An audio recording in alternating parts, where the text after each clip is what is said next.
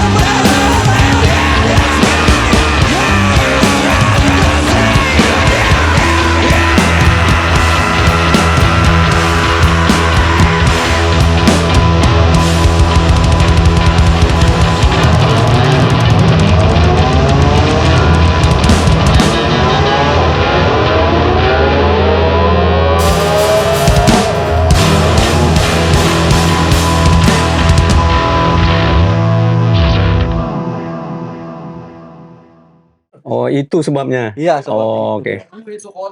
Kode. Iya. Di mana di Depok beli rokok? Di mana di Depok beli rokok? Mentang-mentang dari Bandung ya. Nggak, nih gue ya satu, lu harus jelasin dulu nih. Iya. Lu harus jelasin dulu. Soalnya Sebentar ya.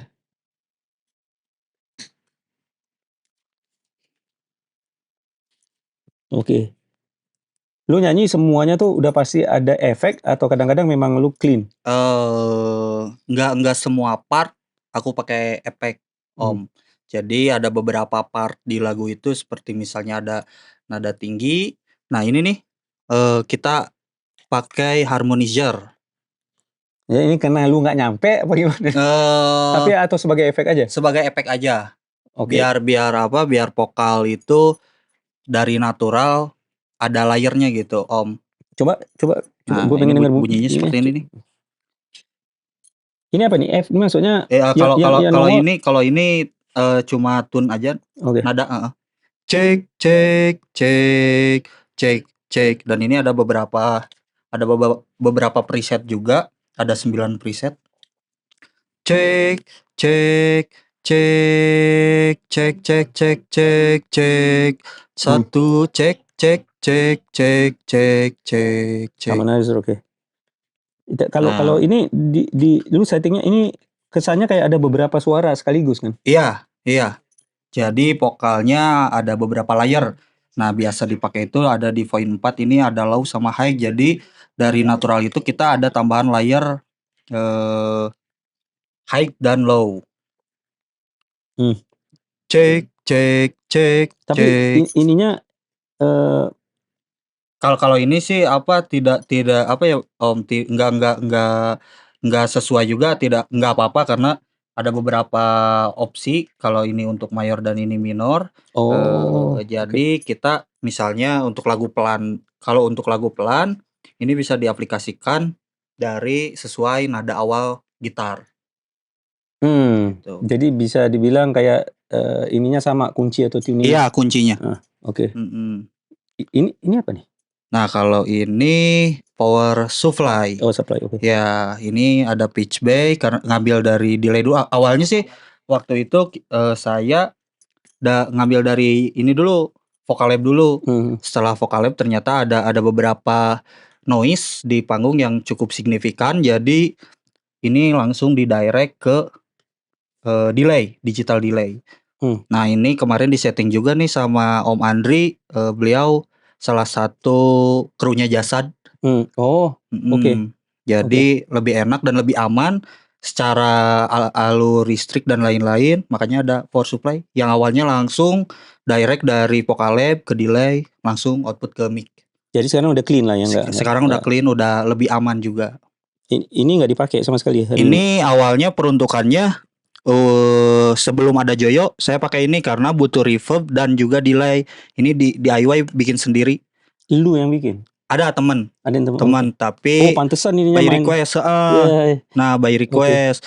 Ternyata udah dipakai beberapa kali manggung, ini kurang support untuk dibawa di panggung yang cukup besar. Gitu. Entah itu ada grounding dan feedback macam-macam gitu. Makanya ini diistirahatkan, Om.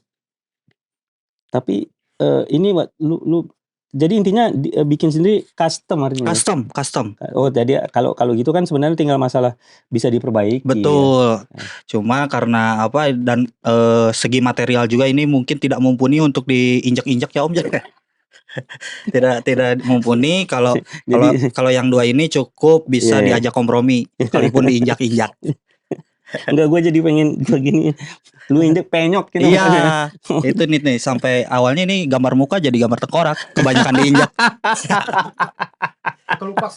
Kelupas kulitnya. Tapi ini emang jadi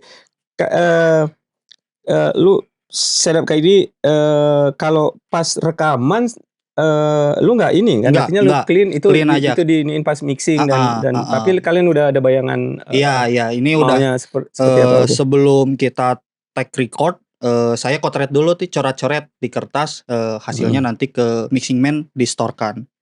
Tapi overall basic semuanya ngambil dari layer-layer efek yang dipakai saat manggung gitu.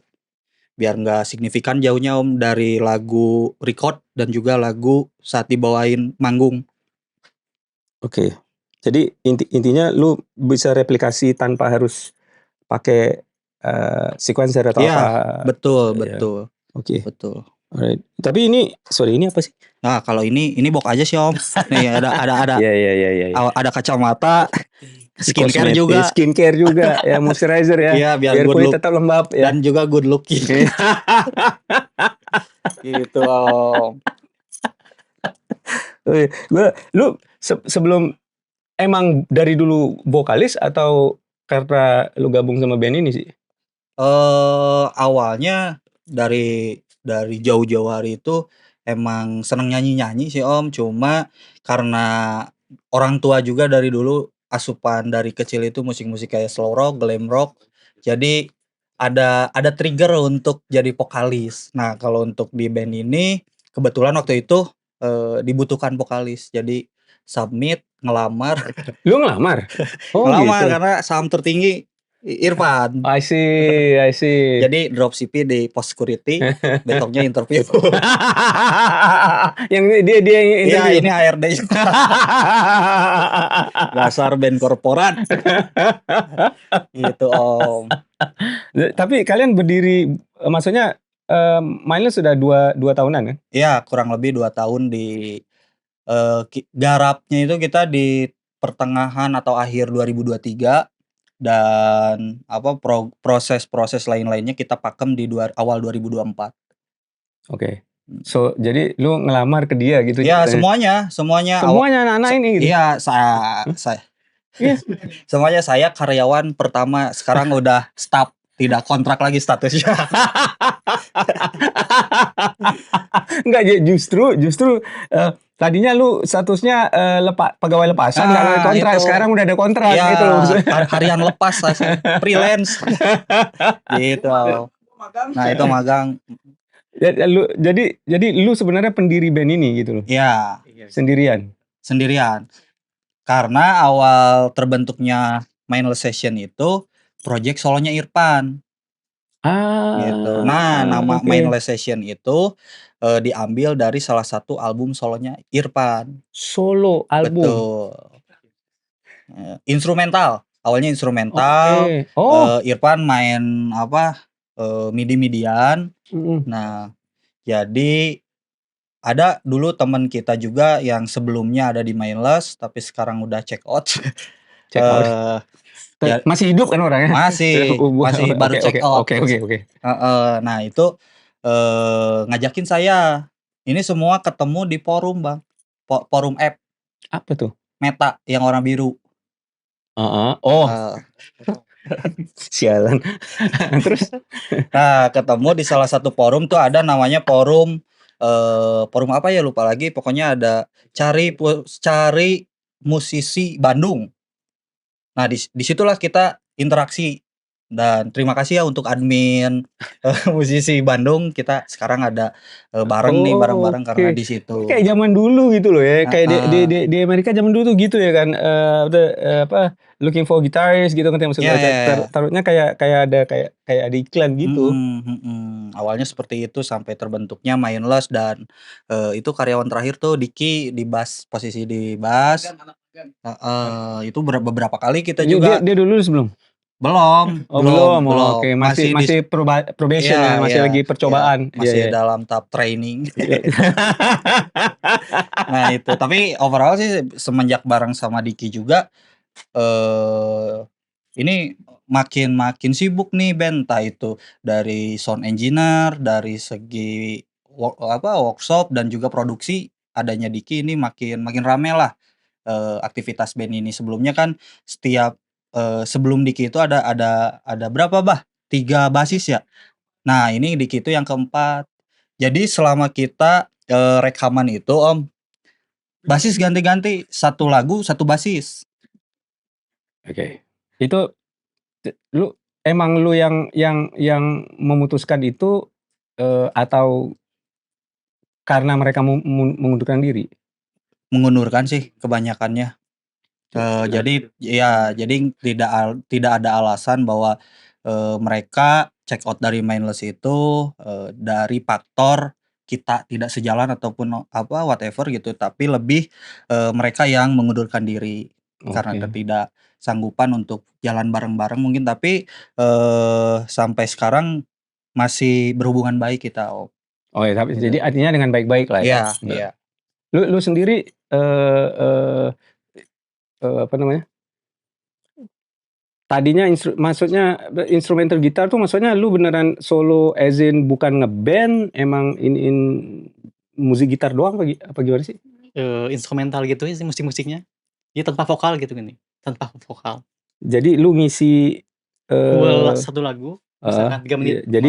Jadi melodinya itu dari gitar. Iya. Oke. Bassnya punya kan di rumah. Oke. Untuk drum sama keyboard pasti MIDI aja. Jadi kalau lu manggung pun sendiri gitu? Enggak sih, itu cuma iseng aja. Oh, iseng aja. Iya. Iseng aja. Terus jadi ngeband ini karena ada apa? Karena kadang-kadang kayak teman-teman gue yang instrumental emang nggak mau ngeband mereka. Gue merhatiin di Indonesia ya. Oh iya. Kalau lu sendiri? Awalnya kan emang ngeband juga ya, basis cuma di basis gitu.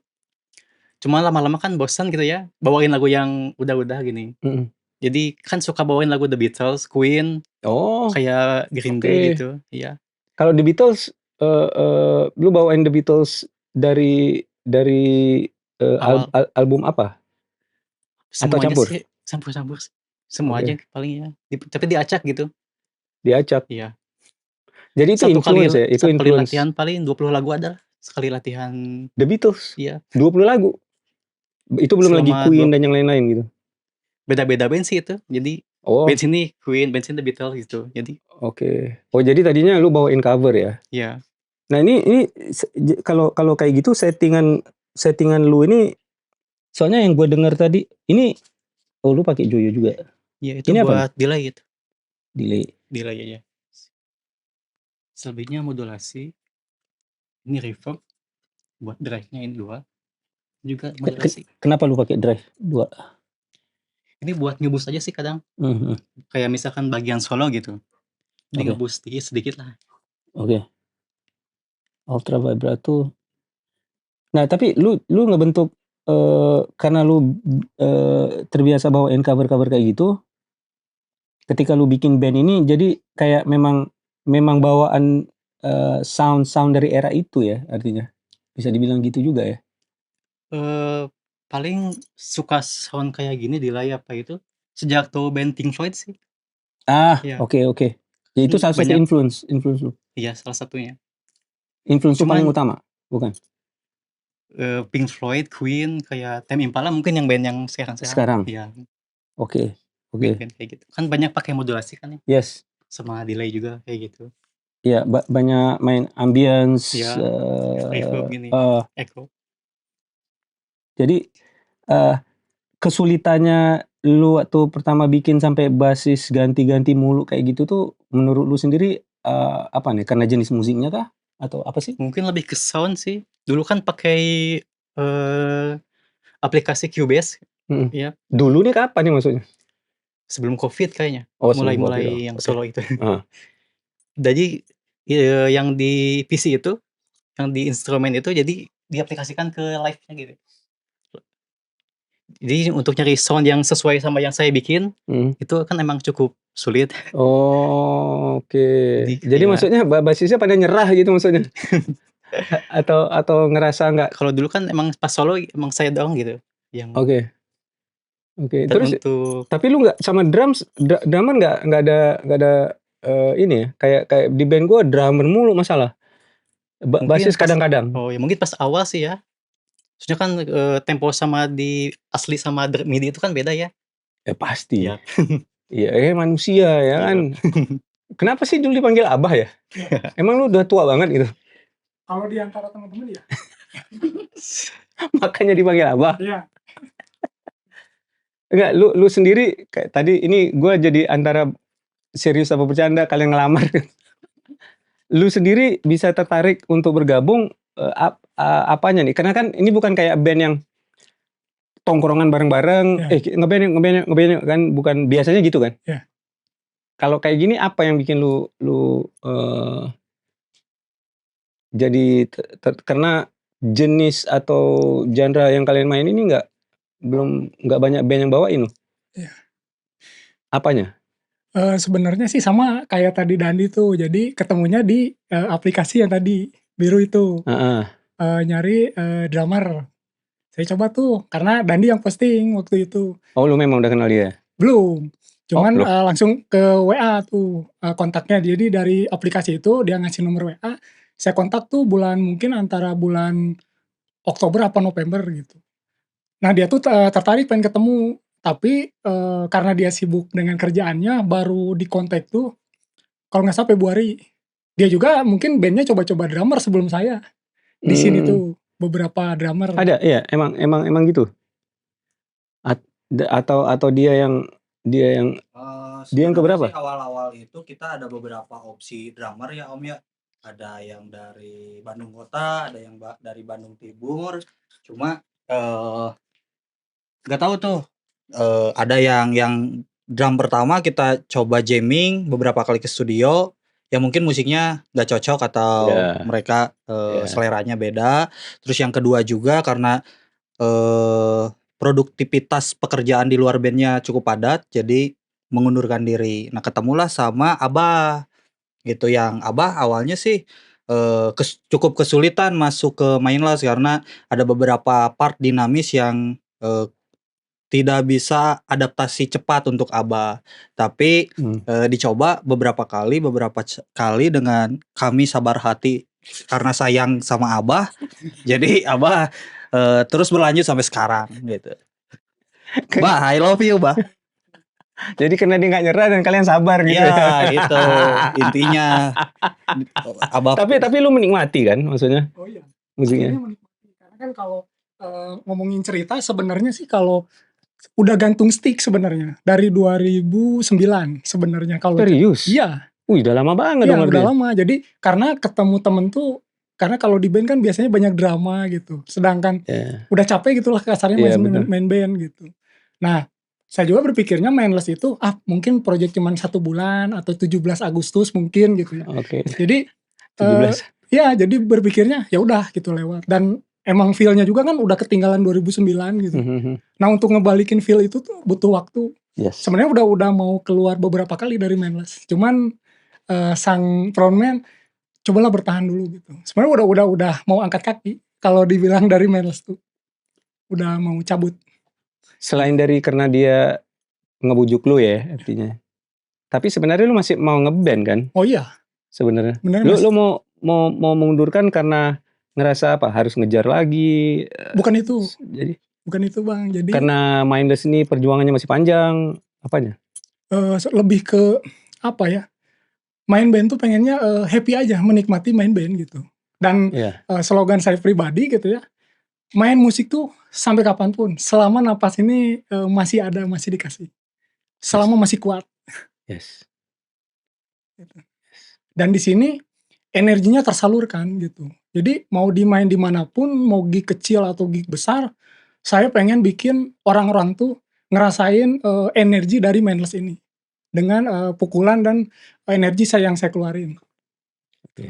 Makanya lu nggak nyerah? Ya, sampai saat ini. Tapi dari 2009 sampai kalian Mindless dengan formasi ini tahun berapa nih? Formasi ini 2024. 2024 ya, 2024. Ya, 2024. Formasi ini. Lama banget artinya lu beneran berhenti main drum sih? Iya. Karena dulu ya kalau harus cerita flashback ke belakang, dulu kan belum 2005 mungkin 2006 saya dulu punya band pop alternatif. Mungkin kalau di luar kayak Evanescence, jadi vokalisnya cewek. Waktu itu saya pernah ngalamin dari Bandung ke Jakarta hanya untuk nyari major label. Oke. Dengan modal pas-pasan, pokoknya berjuang aja gitu, bener-bener berjuang tanpa ada YouTube, ada media sosial nggak ada gitu, bener-bener. Ya, zaman itu belum inilah ya. Dan saya waktu itu masih muda, dan 2005 kan baru lulus sekolah juga STM dulu. Nah teman-teman tuh nggak support gitu. Giliran saya dapat dulu tuh kalau nggak salah, kalau mungkin orang Indonesia dulu Joshua Suherman yang lagunya diopok-opok itu, saya pernah ketemu dengan Pak Sunarwan. Ngobrol, ketemu ke rumahnya, dia mau lagu ada demo, pernah nge-track di Dialog di Bandung, saya kasih demonya, dia udah oke. Cuman waktu itu saya balik ke Bandung untuk track di Jakarta, ternyata vokalisnya itu kan lagi koas dokter. Orang tuanya bilang, kayaknya kalau untuk record karena waktu itu kalau nggak salah dijanjiin tuh mau didengerin di Malaysia apa Singapura dulu. Nah, pas udah ada berita itu, orang tuanya karena dulu ngerangkap manajer bilang, kayaknya Riri nggak bisa ngikut, kalau bisa ganti vokal. Ya udah, jatuh di situ. Iyalah. Jarak setahun. Ganti frontman terus. Ya, ya kalau dibilang frustasi sih frustasi main band itu. Jadi dari punya drum akhirnya dijual-jual karena ya mau sama siapa lagi gitu. Saya udah berjuang nggak bisa-bisaan gitu. Jadi ya udah, kalaupun ada teman cuma sekedar jamming studio aja gitu. Tapi udah hilang feel-nya gitu. Iya. Nah di sini merangkai lagi nih. Dan yang tadinya sisa perjuangan tuh tinggal double pedal dan snare. Sekarang walaupun saya dapat drum dengan harga di bawah, tapi akhirnya punya equipment sendiri. Di sini di Mainless. Mantap men. Gua seneng banget dengan cerita kayak gini, asli benar. Karena rata-rata nyerah dan seterusnya. Itu loh. Lu nggak nyerah. That's cool man. That's cool. Thank you. Coba gua mau ngomong sama karyawan yang terakhir. Lapangan Mon. Enggak, mana kamera lu? Ya. Oh, ini Bang. Nah tadi kita ngobrol banyak tentang kamera. Jadi ini gue karena terlalu panjang kalau diobrolin nih. Intinya adalah ini gue seneng banget karena ini dia rakit. Ini lu custom rakit sendiri kan? Ya, jadi sebenarnya ini udah umumnya udah banyak gitu kan yang jual gimana. Cuma kan semuanya disesuaikan dengan kebutuhan gitu kan. Terus emang dirakit bikin mini yang compact gitu kan. Gimana sih? Tapi secara ini ngakalin. Jadi Diki lu apa yang lu kerjain sebenarnya dalam konteks journalism kan, jurnalistik ya kan. Lu bekerja untuk BBC man, BBC as a jurnalis kontributor. Kalau lu ke apa IG lu apa ini handle Diki Nawazaki. Diki apa? Diki Nawazaki lu bisa ngelihat beberapa yang sifatnya dokumenter untuk kelestarian alam, apa tuh namanya yang slow motion tuh soloris kukang. Yoi. Dan menurut gua keren banget. Jadi yang gua menarik buat gua ya, walaupun kalian baru dan lu belum mengimplementasikan, waktu lu bilang tadi sama gua, lu pengen mengaplikasikan dari segi pengembangan kontennya buat Mindless session nanti itu adalah cara pandang, cara lihat dari sisi jurnalistik. Ya, gitu perspektif loh. jurnalistik coba gitu. Lu jelasin dikit. Ya, jadi kan ketika kita berbicara berkarya dulu ya di musik gitu kan, berkarya di musik gitu, itu kan pasti ada sesuatu yang ingin disampaikan gitu kan, baik itu pesannya gitu kan, atau ada isu-isu di balik itu gitu kan. Nah ketika jurnalistik itu saya pikir nggak jauh beda sama kerjaan juga di jurnalistik gitu ya, ketika kita ingin menyampaikan informasi gitu melalui apapun medianya gitu ya, mau itu foto, video, atau mungkin dari musik itu sendiri, itu bisa disampaikan gitu. Dan kan jurnalistik itu kan mencari, mengolah, menyebarkan gitu kan. Nah ketika kita mendapatkan informasi gitu, kita bisa mengolahnya dan kita share gitu kan, orang-orang bisa tahu informasi yang kita sampaikan. Nah itu jadi salah satu metode yang mungkin efektif untuk penyampaian pesan. Hubungannya sama musik apa nih gitu kan. Nah musik itu jadi salah satu media campaign ya, metode kalau buat gue gitu, metode campaign yang bisa kita aplikasikan untuk menyampaikan isu-isu sosial, lingkungan, budaya, atau mungkin yang emang di dalam konteksnya tidak mungkin sulit kalau harus gamblang gitu kan. Makanya dengan musik ini siapa tahu bisa untuk menuju pesan yang kepada target-target orang-orang yang emang suka juga gitu kan sama musiknya gitu. Seperti itu. Dan kalau gua ngeliat treatment lu dokumenter itu ya, gambarnya bagus. Ya kalau lu udah kerja buat BBC, lu berapa udah untuk 15 tahun deh. 15 tahun di jurnalistiknya gitu jurnalistik kan. Dan lu ngeband juga gitu loh. Dan itu menarik banget karena artinya cara pandang lu nantinya memproduksi atau lu merencanakan konten itu gue yakin pasti beda dari band-band lain gitu loh, seharusnya menurut gue ya. Semoga ya, dan apalagi lu beneran gitu. aplikasikan pengalaman-pengalaman itu, karena Ya. tadi yang gue ngeliat gambar lu, color grading semuanya tuh keren menurut gue. Jadi Thanks, lu bikin kayak gini kan niat ya menurut gue ya, kan gak mungkin lu baru megang-megang kamera setahun 2 Dan tahun ya seberat ini menurut gue. dibawa ke hutan Om. Dan gue juga pegel banget, kram gue lama-lama megang ini kayak gini. Tapi Aduh. nah lu sorry selama ini sebelum Mindless dengan kerjaan lu itu, lu masih sempat ngeband atau sekarang kebetulan lu di posisi yang lu bisa menyempatkan ngeband? Sebenarnya kalau ngeband itu dari dulu ya emang pengen gitu kan, emang bukan pengen, emang udah jalan juga gitu kan. Cuma dulu sempat mainin musik-musik. Kalau saya banyaknya dulu dari SMA itu di metal-metal Jepang. Oh serius? Ya, okay. Japanese metal, Japanese rock metal gitu kan, metal Jepang gitu. Kayak Terus X-Japan gitu-gitu. X-Japan, Dire and Grey gitu. Cuma dulu lebih ke visual kayak Jepang. Visual kayak. Ya, visual kayak gitu kan. Iya. Nah, masih ada bersisa rambut lu ya? Iya. Nawazaki desu. Gue itu nama asli Om, banyak yang nyangka itu nama panggung. Bikinan. Oke. Tapi itu bisa dicek di KTP. Emang beneran. Oke. Nawazaki. Oke. Nah, itu tapi sebelumnya sempat kayak zaman-zaman SMP mungkin ya bawain Muse gitu kan. Bahkan melodic punk atau yang gimana gitu, itu sempat gitu. Sampai akhirnya ketika kuliah awal-awal mulai di post rock Om. Instrumental rock. Oke. Jepang, Mono, Toe, terus ya Siguros suka juga gitu kan. Nah, itu influence yang emang ngebuat. Dan dulu saya bukan basis. Harusnya kita bertukar tempat nih. Jadi dia basis. Waktu lu mainin musik-musik itu lu main gitar. Oke. Ya. And then di sini kenapa lu main bass? Sebenarnya basic tuh dulu tuh walaupun main gitar, tapi gue mengidolakan gitu ya. Flea gitu ya. Terus ya emang suka gitu kan. Terus kalau ngelihat di Indonesia sendiri gitu kan, Mas Sadu misalnya kan, Sadu Rasidi gitu ya. Nah, lihat dari cara main dan dari cara ininya, terus emang tidak mengkotakkan musik gitu kan ya. Ketika dia main di jazz oke gitu kan, main di metal, death metal oke gitu kan. Karena menurut gue ya ini bisa jadi apa ya, influence yang lebih luas gitu kan untuk main gitu kan. Makanya musik-musik kayak Korea, Spain gitu ya, misalkan gue dengerin, gue coba mainin juga gitu kan, gimana gitu. Dan ngulik Korea juga ya ada di IG. Biasa cover-cover jadi musisi kamar. Ya nggak apa-apa. Terus yang gitu-gitu tuh jadi apa ya, jadi ngebuat ketemu sama Mindless sebenarnya gitu. Jadi awalnya tuh cuma ya kan sempat vakum juga sebenarnya ketika sibuk sama dunia jurnalistik gitu kan. Gue vakum nih, terus bandnya juga ya nanti lah ya Omnya bubar kemana pergi gitu kan. Tapi itu semua jadi gue tuh masih pengen gitu main band, tapi nggak ada nih teman-teman gitu kan.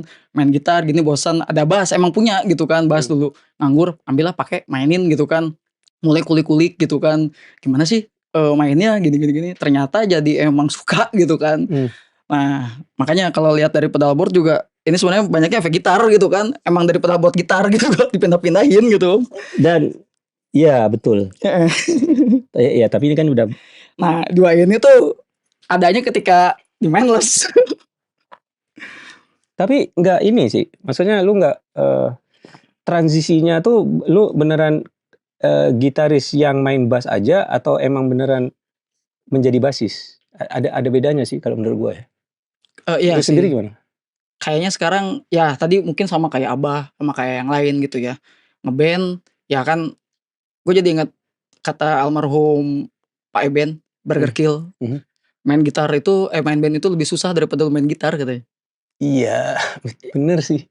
Kepalanya yang susah kan, kita nyatuinnya. Di Mindless kita dapat itu gitu, saya pribadi saya dapat itu gitu kan.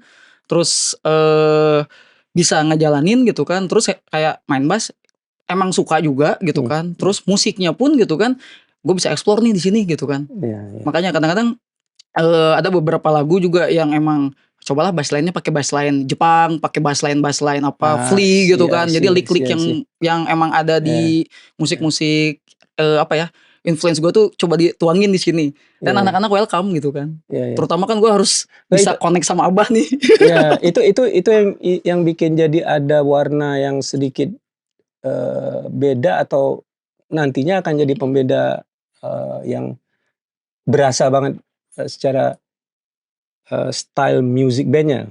Ya. Jadi kan kita bukan bicara misalnya genre yang dibawain gitu Ya. maksud gua. Apapun genre-nya karena ada kayak yang lu bilang tadi, lu masukin itu untuk tipe musik kayak gini mungkin nggak pernah ada atau jarang setahu gue ya, ya kan? Atau ya kalaupun ada gue belum tahu lah. Tapi harusnya kan jadi lebih menarik lagi, ngerti nggak maksud gue? Iya. Instead of misalnya yang jadi di gua kalau dengerin musik kalian itu di situ ada psychedelic rock itu ada, acid rock pun sebenarnya ada. Kalian juga ada kayak ada rasa grunge ya menurut gua. Yap. Ya. Wah, grunge. Oke. Ada grunge-nya. Kalian juga ada rasa art rock-nya ada. Yap. And obviously kalau kita bicara art rock itu kan udah era-era 60-an, 66 sampai 69, 70 dan 71, 70 kurang lebih kayak di era 5 tahunan itu ya menurut gua. And tapi ketika tadi waktu lu sound check gua juga ada sedikit ngerasain yang lebih ke sini. Ya. Gitu loh, ya kan? News. Iya, itu maksud gua ada emo rock-nya gitu dalam tanda kutip. And ada rasa-rasa yang intinya ada direction yang karena gini, karena psychedelic rock itu udah dulu banget ya. Yap. Sekarang gua menganggap mungkin salah, mungkin anak-anak post rock gak terima kalau gua ngomong kayak gini, tapi bullshit banget. Shoegaze sama post rock menurut gua adalah jelmaan baru psychedelic sih sebenarnya. Iya sih. Sebenarnya. Dulu gua tuh jarang dengerin Pink Floyd kayak gitu ya. Ini sebelum sama Mindless, tapi setelah masuk di post rock, jadi nyari rootnya gitu kan. Kemana sih gitu? Oh ternyata Pink Floyd seperti ini gitu ya. Nah akhirnya kan kayak Explosion in the Sky gitu kan, yang Eropanya gitu. Dan itu jadi karakternya beda sendiri ya gitu kan. Mulai itu jajan modulasi itu, efek-efek modulasi gitu karena suka gimana. Nah sekarang pun ketika di Mindless, makanya kan chorus, reverb gitu kan, gue pengen tambah lagi nih modulasi-modulasi lain yang emang bisa ngedukung gitu kan. Terus penggunaan drive juga jadi utama gitu ya, karena gue suka sound kan bagi-bagi nih ya, bagi-bagi frekuensi nih sama Irfan gitu kan. Gue main di low sama high lu main di midnya gitu kan, biar nggak tabrakan frekuensi juga kan. Jadi kita bisa apa ya, enjoy lah gitu. Terus dari segi dari segi karena gitarnya satu gitu ya bass harus lebih ngisi seenggaknya gitu kan. Gue pikirnya gitu sih, dengan sound, dengan lick-lick yang dimainin gitu. Gitu bang. So that's cool man, that's cool. Alright, time for you guys to play man. Alright. Yap. Sikat.